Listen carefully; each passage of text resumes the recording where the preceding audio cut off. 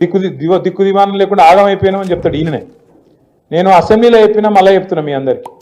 ఆ మధ్యలో ఒక సినిమా వచ్చింది అపరిచితుడు, చూసిరా ఎవరన్నా? అలా ఇద్దరు ఉంటారు, ఒకటే మనుషులు ఇద్దరు ఉంటారు అన్నాడు. వాడు ఇటు చూస్తే ఒక తిరుగుంటాడు, అటు చూస్తే ఒక తిరుగుంటాడు. ఇటు చూస్తే రాము అట, అటు చూస్తే రెమో. రెమో అనేటోడు లంగా, రాము అనేటోడు మంచోడు. అర్థమైంది కదా? రెమో అనేటోడు లంగా, రాము అనేటోడు మంచోడు. ఈ రెమో అనేటోడు ఏమంటాడు, కేసీఆర్ అప్లపాలు చేసిపోయిందివా రాష్ట్రాన్ని, మొత్తం దివాలా తీసింది రాష్ట్రం, మన బతుకు బిచ్చ బతుకు అయిపోయింది. ఇక నేనైతే నన్ను పోతే ఢిల్లీలో దొంగను చూసినట్టే చూస్తుండ్రు. దొంగ లెక్కన చూస్తారు కదా, దొంగను చూసినట్టే చూస్తుండ్రు నన్ను. ఎవరైనా అపాయింట్మెంట్ అడిగితే వీడు చెప్పులు ఎత్తుకపోతాయేమో అని చెప్పి అపాయింట్మెంట్ కూడా ఇస్తలేరు అని రెమో అంటాడు. ఏది నాకు అప్పే ఉడతలేదు అని రెమో. రాము అంటే ఏమంటాడు, అదే మనిషి మళ్ళా ఆడేమంటాడు అసెంబ్లీలో, నేను 1,58,000 కోట్లు అప్పు చేసిన అని. అదే రేవంత్ రెడ్డి రాము రూపంలో అసెంబ్లీలో నేను 1,58,000 కోట్ల అప్పు 16 నెలల్లో చేసిన అంటాడు. కేసీఆర్ గారు 10 ఏళ్లలో సంవత్సరానికి 40,000 కోట్ల అప్పు చేస్తే అదే తప్పట. కానీ రేవంత్ రెడ్డి గారు సంవత్సరంలో 1,60,000 కోట్ల అప్పు చేస్తే అది తప్పు కాదట. కేసీఆర్ గారేమో అప్పు చేస్తే ఏం చేసిండు, 73,000 కోట్ల రూపాయలు రైతు బంధు రూపంలో మీ అందరికి టింగు టింగు టింగు అనుకుంటా 11-12 సీజన్లు మీ ఖాతాలు వేసిండు. మరి రేవంత్ రెడ్డి గారు 1,60,000 కోట్లు అప్పు చేస్తేవి ఏం చేసినావు, ఆడబెట్టినావు. టింగు టింగు అంటే కేసీఆర్ యాదికి వస్తాడని టకీ టకీ అన్నాడు. 50 టకీ టకీ అంటే ఇంతవరకు టకీ లేదు, టికీ లేదు. ఒక్క కాడ మాత్రం పడుతున్నాయి టకీ టకీమని. ఏడా అది కరెక్ట్ మాట. ఢిల్లీలో మాత్రం టంచన్గా కొట్టకపోతే ఈయన పోస్ట్ హూస్టింగ్ కదా, తెల్లారు కాంగ్రెస్ ఎవరు కుర్చీ ఎవరు గుంచుతాడో తెలియదు. అక్కడ మాత్రం పైసలు దన్ పడుతున్నాయి. ఏడా రాహుల్ గాంధీ ఖాతాల, ఢిల్లీ ఖాతాల, ఢిల్లీ పెద్దల ఖాతాల మాత్రం ఇక్కడ జరుగుతున్న దోపిడీని మంచిగా అక్కడికి పైసలు తీసుకుపోయి మాత్రం ఢిల్లీలో వంచుతాను. నేను అడుగుతున్నా, ఒకసారి యాడ్ చేసుకోండి మీరు. నేను అపరిచితుడని ఉత్తైనా అంటలేను రేవంత్ రెడ్డి గారిని.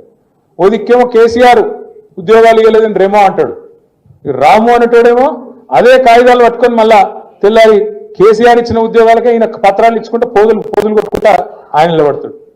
కేసీఆర్ ఆనవాళ్ళు లేకుండా చేస్తా అంటాడు ఎవడు, రెమో. రాము ఏం చేస్తాడు, అందాల పోటీల కంటెస్టెంట్లను మన సచివాలయం కాడికి, ఆడికెళ్ళి సీదా మన కమాండ్ కంట్రోల్ సెంటర్ కాడికి, ఆడికెళ్ళి మన టీ హబ్కు, ఆడికెళ్ళి బుద్ధవనానికి, ఆడికెళ్ళి ఆఖరికి యాదగిరి గుట్టకు కూడా తీసుకుపోయి, యాదాద్రికి కూడా తీసుకుపోయి మళ్ళా ఆడ ఫోటోలు దింపుతాడు. మరి కేసీఆర్ ఆనవాళ్ళు లేకుండా చేస్తా అంటివి కదా, మరి మీరేమైనా కట్టింది ఉంటే, ఏమైనా పొడిచింది ఉంటే మీరు చూపెట్టకపోయినా, మరి తీసుకుపోయి కాంగ్రెస్ వాళ్ళం 55 ఏళ్లలో ఇవన్నీ కట్టినామని చూపెట్టకపోయినా. ప్రతిపక్ష నాయకుడు శాసనసభకు రా, అనుభవజ్ఞుడి, నీకేమైనా తెలిస్తే మాకు చెప్పమని అడుగుతా ఉన్నాం. కేంద్రం నిధిరేలే, కేంద్రాన్ని నిలదీద్దాం రమ్మని అడుగుతా ఉన్నాం. ఇవాళ అటువంటి మాటలకు దూరం ఉండి మా ప్రభుత్వాన్ని కూలగొడతా అంటుంటే కొంతమంది ప్రజాస్వామ్యాన్ని విశ్వాసం ఉన్న శాసనసభ్యులు వస్తే వాళ్ళ మీద చీరలు పంపి భౌతిక దాడులు చేసే విధంగా, మురిగే వాళ్ళను మురిగించినట్టుగా ఆ విధంగా రెచ్చగొట్టి ఈరోజు ఏం మాట్లాడుతా ఉన్నారు. మళ్ళీ మాకు పరిపాలనకు సంబంధించి అవగాహన లేదా? Congress party is talented. ప్రభుత్వాన్ని పరిపాలించేది ఎవరు నేర్పే అవసరంలే. శాంతి భద్రతలు కావచ్చు, ఆర్థిక సంస్కరణలు కావచ్చు, ఆర్థిక పరమైన క్రమశిక్షణతో అన్ని రకాలుగా ప్రభుత్వాన్ని ముందుకు తీసుకుపోతా ఉన్నాం. జాగ్రత్త. ప్రభుత్వానికి సంబంధించి కూలగొడతా అనే మాట మళ్ళెవరన్నా మాట్లాడినా, అస్థిరపరిచే మాట మాట్లాడినా, ప్రభుత్వానికి అనవసర విమర్శలు చేసి వ్యక్తిగత విమర్శలు చేస్తే కూడా జాగ్రత్త అనే మాట మనం చేస్తాం. తెలంగాణను కాపాడాం, ప్రతి నిమిషం కాపలా కుక్కలా మేము కాపాడుతామండి. కానీ మీరేం చేస్తున్నారు? 10 సంవత్సరాలు మీరు అధికారంలో ఉండి కేసీఆర్ గారు దోచుకోలేదా తెలంగాణ మొత్తం సొమ్ముని? ఇవాళ మీరు దోచుకోబట్టే కదా ఈ పరిస్థితి వచ్చింది. అది విడిచిపెట్టి కాంగ్రెస్ మీద నిందలేయడం, ఆయన చేసిన తప్పులు చెప్పడు, 7 లక్షల కోట్లు ఎలా తిన్నాడో అని ఖర్చు అయిందో చెప్పడు, ఎలా అప్పయింది చెప్పండి. నేను కూడా నా పార్టీ నేను అడుగుతున్నాను, సీరియస్గా తీసుకోవాలి సార్, మనం విడిచిపెట్టకూడదు. దీన్ని ఎంత దూరం వరకు తీసుకెళ్ళా? 7 లక్షల కోట్ల అప్పు ఎలాగైంది చెప్పమనండి. దాటవేయడం కాదు, నా మనిషిని మాత్రం విడిచిపెట్టకూడదు. నువ్వు ఉద్యమాలని చెప్పి నీకు చేతిలో తెలంగాణ పెడితే నువ్వేం చేస్తావు? 7 లక్షల 1 మినిట్ సార్, 7 లక్షల కోట్లు అప్పులు చేస్తావండి. మిగులు బడ్జెట్ నుండి అప్పులు రాష్ట్రంగా ఎందుకు వెళ్ళింది? ఎక్కడెక్కడి నుండి అప్పులు తింటావు? కాళేశ్వరం దగ్గర నుంచి, ల్యాండ్ల దగ్గర నుంచి నేను పిల్లు కూడా వేశాను. కొన్ని ల్యాండ్లు అమ్మేస్తుంటే పిల్లేసానండి నేను.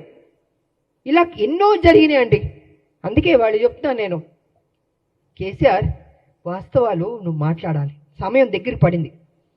నువ్వు చేసిన తప్పులు చెప్పాల్సిందని మేము విడిచిపెట్టాం. డెఫినెట్గా విడిచిపెట్టామండి. మా రాష్ట్రం మేము కష్టపడి తెచ్చుకున్న రాష్ట్రం, నా ప్రజలు బాగుండాలని కోరుకున్న వాళ్ళం మేము. ఉద్యమకారులకు మాకు నిత్యం మా ప్రజలు బాగుండాలి, మేలు జరగాలని ఆలోచిస్తూనే ఉంటాం మేము. ఇంతకు మించి మాకు అయ్యా ఉంటుందండి. కాబట్టి నా పార్టీని రిక్వెస్ట్ చేసేది ఏంటంటే విడిచిపెట్టకూడదు సార్. మనం ఎట్టి పరిస్థితుల్లో కేసీఆర్ చేసిన అప్పును మొత్తం ఒక్కొక్కటిగా బయట పెట్టాలి.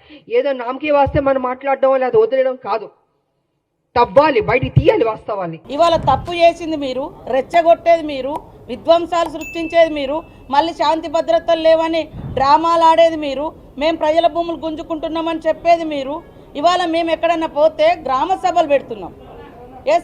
ఎక్కడైనా కూడా కొన్ని కంపెనీలు అవసరము, అది ప్రజల యొక్క సహకారం కూడా అవసరం. గ్రామ సభలు పెడితే కూడా ప్రజలు ఎక్కడ అంగీకరిస్తారో అని కొంతమంది వాళ్ళ మనుషులను పెట్టి రెచ్చగొట్టి కలెక్టర్లను దాడులు చేయడం, అధికారులను నిర్బంధించడం, ఈ రకమైనటువంటి కుట్రకు తెరలేపేది నువ్వే. నీకు ఇష్టం ఉన్న కాడ పర్మిషన్లు అన్నాడు, విచ్చలవిడిగా పర్మిషన్లు ఇచ్చిన వితౌట్ గ్రామ సభ ఏం అధికారం ఉంది? అంత బంధుత్వం ఎందుకు ఉంది? ప్రజల్ని ఒక తప్పును 100 సార్లు ప్రచారం చేస్తే రైట్ అనుకున్నారంటే ఇప్పుడు అందరు ఉన్నారుగా, కాసేపు తప్పు మీరు చేసినటువంటి తప్పు బయటికి ప్రచారం అవుతుందేమో, కానీ వాస్తవాలు నిజాలు నిలకడగైనా బయటకు వస్తాయి. కాబట్టి ముందు కేటీఆర్, నువ్వు దీని మీద నీకు చిత్తశుద్ధి ఉంటే, నిజాయితీ ఉంటే, రైతుల మీద ప్రేమ ఉంటే ఫస్ట్ నువ్వు దిలావర్పూర్ రా, నిర్మల్ కాడికి రా, నేను కూడా వస్తా, మీరు కూడా రండి. ప్రజలు కూడా వాస్తవాలను తెలుసుకోండి. ఈరోజు మనం చూస్తూ ఉన్నాం ఎన్ని వందల వేల ఎకరాలు మీ ప్రభుత్వంలో ప్రజల దగ్గర నుంచి గుంజుకున్నారు. కాంగ్రెస్ ప్రభుత్వం ఇచ్చినటువంటి అనేక లక్షల ఎకరాలు అసైన్డ్ భూములను మీరు రియల్ ఎస్టేట్ చేసుకున్నారు, మీకు నచ్చిన కంపెనీలకు ఇచ్చుకున్నారు. వితౌట్ గ్రామ సభ పెట్టాలనేది ఒక రూల్ ఉంటుంది, అలాంటివి లేకుండా చేసారు. ఇలా మేము గ్రామ సభలు పెడితేనేమో అక్కడ మీ తాబేదారులను ఒకరిద్దరిని పెట్టుకొని రెచ్చగొట్టి అలా ఇబ్బందులు పెట్టి మరి అధికారులను చంపేటువంటి కుట్ర, దాని మీద మరి రాజకీయాలు చేస్తూ ఉంటాడు. కాబట్టి నీకు నీతి రీతి జాతి ఏమైనా ఉంటే ఇది మేమిచ్చినామా నువ్వు ఇచ్చినావా ఒప్పుకో, మేమిచ్చినామని ఒప్పుకో అని